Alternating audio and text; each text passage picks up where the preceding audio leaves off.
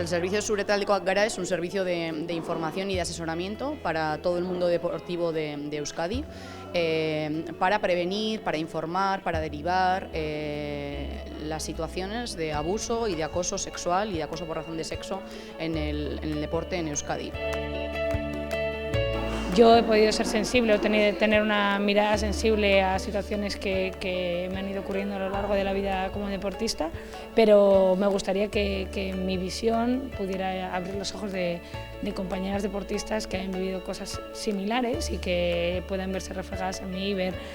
ahora también con una mirada crítica su día a día. Sabemos datos de la violencia machista en otros ámbitos, en otros espacios de la vida,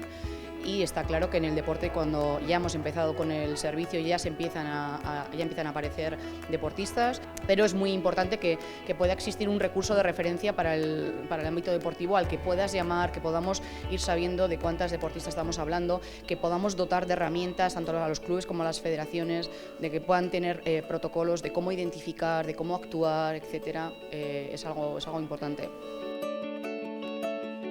Mentalitate eta filosofia positibo auki behar du eta bai, bizio positibo bat. Asko egin da eta guk uste dugu aurrerapenak ikusten dabiz, adibidez anekdota bezala, atzo eukin genuen beldur barik sarien lehiaketa eta eukin genuen zen 100 ikasle hemen, txikitzutetik baia inkulkatzen, kontzientzia egiten, errealitate hau daukagula eta jenteari sensibilizatzen bai, eta aurrerapenak egin dira, ze ikusten da legeak bai sortu dira eta baina asko dago egiteko. Es importante ser valiente, a nadie le gusta que le echen para atrás, ¿no? Y seguramente lo primero que te encuentres sea una puerta cerrada o una mano delante de ti, ¿no? para poder pararte los pies, pero lo cierto es que tenemos que luchar por nuestros derechos, nuestra responsabilidad está ahí, nuestra varita de cambio la tenemos que coger cada uno de nosotros y nosotras y bueno, yo creo que tenemos que levantar la voz y dar visibilidad a los momentos que no nos sentimos cómodas. La verdad es que me encantaría poder echar una mano para que las cosas pudieran cambiar, cada uno puede aportar su granito de arena, como iba diciendo antes, pero